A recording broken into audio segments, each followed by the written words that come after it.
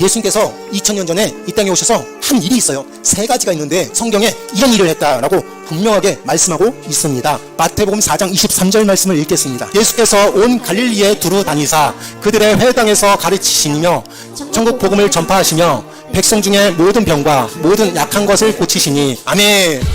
처음에 한 일은 무엇일까요? 가르쳤다. 이 땅을 돌면서 가르쳤어요. 사람들이 왜 그렇게 인생이 똑같이 이렇게 돌아가냐면 배우지 못해서 그렇거든요. 배워야 돼요. 계몽돼야 되고요. 자각해야 되고 발전을 해야 되는데 예수님은 그 일을 하셨어요. 사람들에게 가르쳤어요. 진리에 대해서 가르치고 삶에 대해서 가르치고 그런 가르친, 영어로 말하면 티칭을 했어요. 가르쳤다. 또 두 번째는 뭘 했냐면 천국 복음을 전파하셨어요. 말씀 드리려고 오셨죠. 이 말씀을 전파하는 거예요. 그 일을 예수님께서 하셨어요. 마지막으로 예수님께서 하신 것은 백성 중에 모든 병과 모든 약한 것을 고치시는 일을 하셨어요. 그러니까 이곳에 오셔서 첫째는 가르치고 둘째는 전파하시고 세 번째는 고치시는 일을 했어요. 그 일을 우리 믿는 사람들도 해야 돼요. 똑같이 해야 돼요. 대한민국 땅에 초기 기독교 받아들일 때 언더우드 선교사님이 이 땅에 오셔서 제일 먼저 했던 것이 이 일이에요. 학교를 세웠어요. 연세대학교가 137년이 됐어요. 근데 언더우드 선교사님이 가르치는 일을 하셨어요. 교육면에서 열중하신 사역을 하셨습니다. 또 병원을 세웠거든요. 고종시대 때 광해원이라는 서브런스 병원이 그 시초가 되는 것이죠. 그리고 말씀을 전파하셨단 말이에요. 우리도 마찬가지. 우리 교회도 그렇게 해야 되는 줄 믿습니다. 그러면 무료급식 사역, 먹이는 사역은 이 세 중에 어떤 걸까요? 고치시는 거예요. 약한 자를 먹이시고 외로운 자에게 말을 걸어주시고 신방가 주시는 것이 이 사역이에요. 우리 교회도 굉장히 의미 있는 사역을 하고 있어요. 무료급식 사역을 하고 있기 때문에 헐벗은 사람, 못 먹는 사람, 힘든 사람, 또 돈 없는 사람에게 생명을 주고 고치시고 먹이시는 사역을 우리는 한다라는 것이죠. 예수님께서 특별히 이 고치는 사역을 사복음서에 보면 한 5분의 1가량의 병든 자를 고치는 사역이 하지요. 그만큼 비중이 있고 그만큼 중요하게 여겼다라는 것을 알 수가 있습니다. 소외된 자, 약한 자들, 또 귀신을 쫓아내주시고 인간의 본능에 필요한 것들을 다 채워주셨던 분이 우리 예수님이에요. 외면하지 않으셨습니다. 우리 인간이 필요한 기초적인 것을 다 채워주셨습니다. 예수님은 영적인 이야기만 하지 않았어요. 말씀만 전파하지 않았단 말이에요. 직접 찾아가서 고쳐주셨어요. 예수님은 머리로만 너는 거듭나야 된다, 너는 영적으로 생명을 얻어야 된다 라고 이야기만 하시지 않고 찾아가서 만져주시고 구개하고 또 말을 걸어주셨던 분이 우리 예수님이에요. 그러니까 관념적인 사역만 하신 게 아니라 직관적인 사역을 하셨던 분이 우리 예수님이란 말이에요. 네, 배가 고픈 사람이 있으면 먹여주시고 헐벗은 사람이 있으면 옷을 입혀주셨던 분, 병들었던 사람들에게 찾아가서 병을 고쳐주셨던, 만져주셨던 분이 우리 예수님이에요. 여러분 이렇게 신앙생활 하시길 바랍니다. 입만 살아가지고 너 꼴에 그거 봐라 그거 봐라 너 그럴 줄 알다, 너 예수 믿으라지, 예수 안 믿으면 그런 꼴이야, 그렇게 하지 마시고 너는 찾아가서 그랬어, 얼마나 힘들었어, 손 한 번이라도 잡아주고요, 그랬어, 우리 집에 맛있는 김치찌개 놨다 빨리 먹어, 그렇게 하실 수 있는 믿음의 사람들 되시길 주님의 이름 축원합니다. 하나님의 사랑이 크고 깊고 넓은 사랑이라면 예수님의 사랑은 굉장히 구체적이고 상처 입고 병들고 귀신 들린 자에게 긍휼과 치유함과 따뜻함과 애틋함을 전해주었던 아주 세밀한 사랑을 해주셨던 분이 우리 예수님의 사랑이에요. 직관적인 사랑을 하셨습니다. 아주 구체적인 사랑을 하셨어요. 목마르니 내가 물을 줄게, 외로우니 내가 숯불을 펴가지고 일로와 고기 꺼내서 먹어라, 그렇게 했던 분이 우리 예수님이란 말이에요. 우리 예수님 같은 사랑 하시길 바랍니다. 예수님 같은 믿음의 신앙 가지시길 바랍니다. 예수님께서 요한복음의 첫 번째 기적을 행하셨는데 물을 포도주로 부는 기적을 하셨습니다. 두 번째는 왕의 신하의 아들이 그렇게 아팠고 거의 죽었는데 그를 고치는 사역을 했어요. 지금 세 번째는 무려 38년 동안 병들었던 사람을 고쳐주는 사역이 나오는 거예요. 근데 이 사람이 이름도 성경에 안 나와요. 그냥 38년 병자라고 나와 있어요. 다른 사람이 거들떠보지도 않는 사람이에요. 38년 동안 그냥 그 자리에서 누워만 있었던 사람을 고쳐주신 분이 우리 예수님이에요. 고쳐주셨던 분이 우리 예수님이란 말이에요. 병을 고쳐주신 분이 우리 예수님이에요. 아멘. 그러면 어떻게 해서 고쳐주셨을까요? 왜 고쳐주셨을까요? 이분이 어떤 분인데 고칠 수 있을까요? 이분은 하나님이에요. 이분은 생명의 하나님인 걸 믿으시길 바랍니다. 잘 보세요. 38년 동안 병들었던 사람을 고쳤다라는 것은, 예를 들어서 의사가 메스 있죠? 칼이에요. 칼을 그 상처 부위를 쫙 짜게서 거기다가 뭐 미세혈관을 막 이으고 그리고 덮어놓고 그런 작업이 있어야 되는데 그냥 고쳤단 말이에요. 어떻게 그렇게 고쳤을까? 어떻게 그런 치유가 일어났을까? 여러분 고민하시길 바랍니다. 아니 예수님이 어떻게 그런 일을 행하셨을까요? 어떻게 병자를 그렇게 뚝딱뚝딱 고칠 수 있을까요? 아니 왕의 신하의 아들이 그렇게 거의 죽었는데 어떻게 그렇게 살릴 수 있었을까요?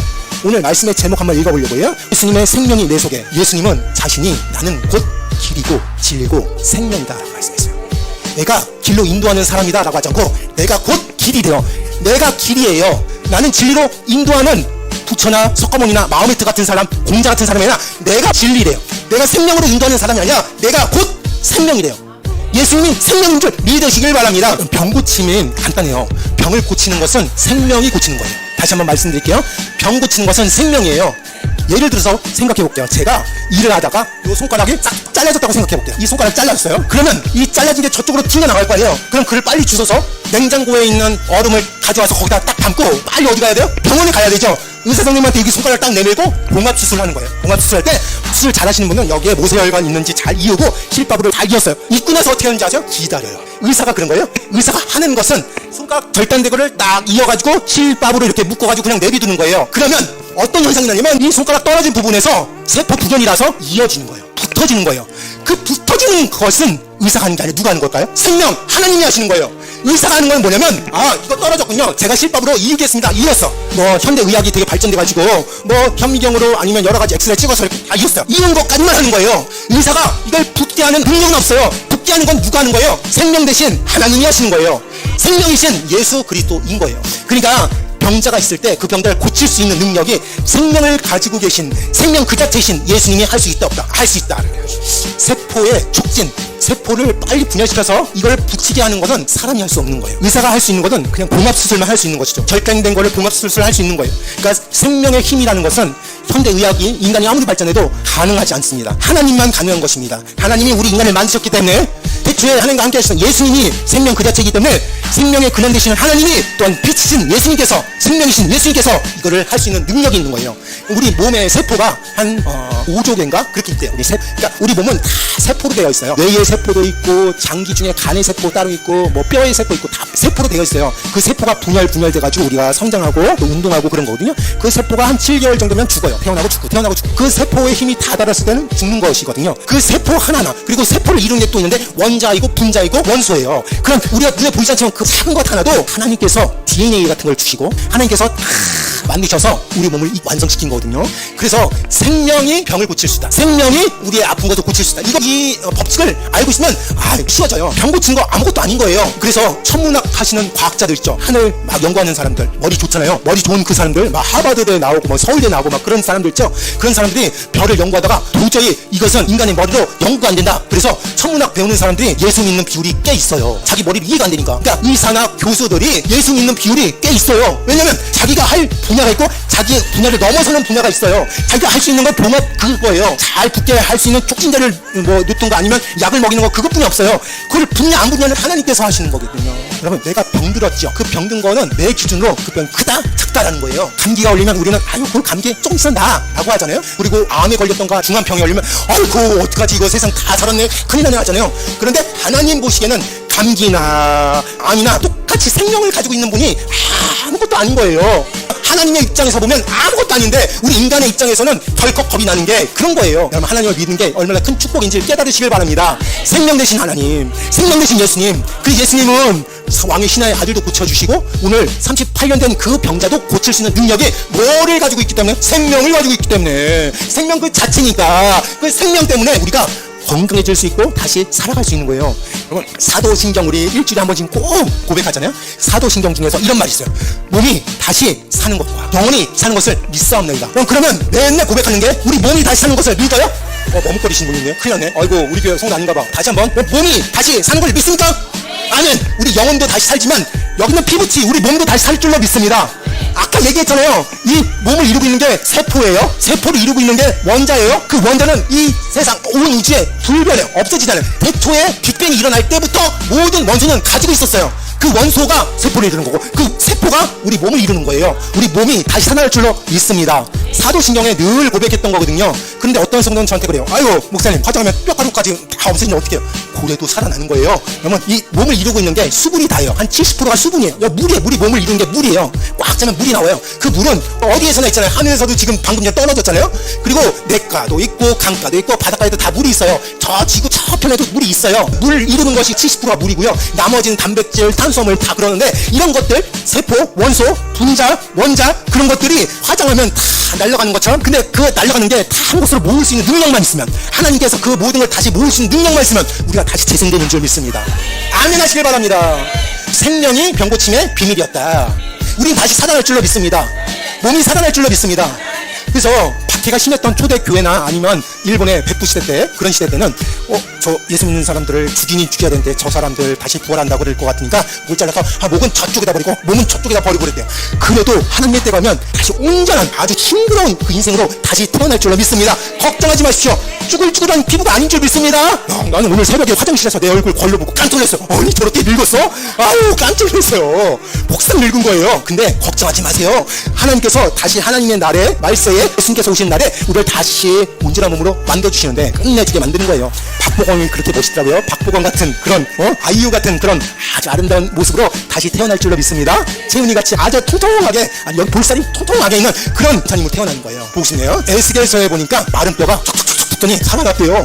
그 말이 난 믿어지는데요. 난 그 말이 뻥이 아닌 걸 난 알아요. 그게 온전히 할 수 있어요. 뭐 대신 예수님께서, 생명 대신 예수님께서, 뭐 대신 하나님께서, 생명 대신 하나님께서 그까짓거 못하십니까? 그까짓거 못하냐고요. 제가 여기 고관절 수술했어요. 그래서 다리가 쩔뚝쩔뚝거리고 한쪽이 좀 얇아요. 살이 안 찌더라고요. 그리고 다리가 아파요. 근데 이거 수술 처음에 할 때 잘못했어요. 의사 선생님을 잘못 만나가지고 잘못했어요. 그래서 얼마나 고생했는지 몰라요. 근데 하나님께서 수술하시면 완전하게 완벽하게 고쳐줄 줄 믿습니다. 아멘입니까? 아멘, 아멘. 생명 대신 예수님께서 누구 몸에 내 몸에 오실 줄로 믿습니다. 그럼 치유되는 거예요. 암? 아유 그 껌이라니까요. 에? 암 걱정하지 마세요. 또 뇌졸중? 아유 좀 보세요. 좀 아유 참나. 생명 대신 하나님, 생명 대신 예수님께서 병 고치는 능력, 병 고치는 거 아무것도 아니다 라고 이야기하고 있습니다. 1절 말씀 읽겠습니다. 그 후에 유대인의 명절이 되어 예수께서 예루살렘에 올라가시니라. 아멘. 그러니까 이스라엘 사람들은 1년에 3번 명절이 있는데 그 명절 때마다 제일 큰 도시 예루살렘 성으로 가서 예배드리고 오는 전통이 있었습니다. 자 드디어 예루살렘 성에 갔어요. 2절 3절 말씀을 읽겠습니다. 예루살렘에 있는 양문 곁에 히브리 말로 베데스다라 하는 못이 있는데 거기 행각 5이 있고 그 안에 많은 병자, 맹인, 다리 저는 사람, 혈기 마른 사람들이 누워. 아멘. 드디어 예루살렘에 도착하고 예루살렘 성 안에 들어가기 위해서 양들이 지나다니는 문을 이용해서 들어갔는데 거기에 희한한 장면들이 펼쳐집니다. 그 안에 조그만 연못이 있었어요. 그 못이 히브리 말로 베데스다라는 이름을 가진 못이에요. 그 못에 각종 병자들이 누워있는 거예요. 여기 보니까 그 안에 많은 병자 한 명이에요. 많다는 거예요. 많은 병자. 또 맹인, 옛날 성경에서는 소경이라고 그랬어요. 근데 요즘엔 장애인 인권 단체에서 그거 쓰지 않기로 해서 맹인이라고 그랬거든요. 그리고 다리 저는 사람이라고 그랬습니다. 옛날 말로 절뚝다리. 저도 절뚝다리예요. 저도 다리가 좀 짧기도 하고 그래요. 그리고 혈기 마른 사람들이 누웠다라는 거예요. 혈기 마른 사람들은 뭐를 의미할까요? 제가 국어사전에 찾아봤습니다. 뇌졸중 걸린 사람 있죠. 중풍병 걸린 사람. 그런 사람이 혈기 마른 사람이라고 그래요. 그러니까 그 안에 많은 병자들이 있는데 성경 지면을 다 할 수 없으니까 그냥 뭉뚱그려서 많은 병자, 그 중에 맹인도 있었고 다리 저는 사람도 있었고 혈기 마른 사람, 중풍병자도 있었다라고 설명하고 있습니다. 이것은 우리 인간이 처한 모든 질병을 함축해서 말하고 있는 것입니다. 그런데 중요한 건 뭐냐면 전설이 하나 있었어요. 읽어볼게요. 물의 움직임을 기다리니 이는 천사가 가끔 못에 내려와 물을 움직이게 하는데 움직인 후에 먼저 들어가는 자는 어떤 병에 걸렸든지 낫게 되밀어라. 아멘. 전설이 하나 있어요. 무슨 전설이냐면 그 연못가에서 갑자기 물이 용수숨 치듯이 팍 올라오는 경우가 있어요. 그럴 때 사람들이 어떻게 생각했냐면 천사가 하늘에서 내려오는 것이다. 저건 분명히 천사가 하늘에서 내려왔기 때문에 저렇게 물이 팍 솟아오르는 거다. 그럴 때 제일 첫 번째로 연못에 달려가면 어떤 병도 낫게 됐다라는 전설, 소문이 있었다는 거예요. 그런데 여러분 이게 전설이고 소문뿐이에요. 어떤 역사책이든지 아니면 성경 어디에도 저 베데스다에 첫 번째 들어가서 난 사람이 있다 없다 그런 말이 없어요. 그러니까 전설이라니까 뜬구름이에요. 뜬 소문이에요. 그러니까 이 병자들은 그거 하나 전설, 그것도 기가민가하는 그 전설 그거 하나 믿고 거기서 주야장창 그렇게 있었던 거예요. 날이면 날마다 거기 가서 그거 물이 언제 솟아오르지? 언제 솟아오르지? 그거만 기다리고 있었던 것이죠. 그게 이제 현대 과학으로 말할 것 같으면 간헐청 같은 거예요. 지구 표면에 내부의 압력 때문에 팍 솟아오르는 건데 그걸 그때 사람들은 과학적으로 알지 못했기 때문에 그냥 전설로만 생각했고 그리고 그 전설이 내가 낫게 하는 방법이다. 그거 하나 붙잡고 살아갔던 거예요. 여러분 내가 살아가는데 되도 안 되는 희망 가지고 살아갈 때가 너무 많아요. 이 병자들처럼요.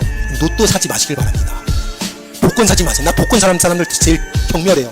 싫어요. 우리 교회 성도들 복권 사지 마세요.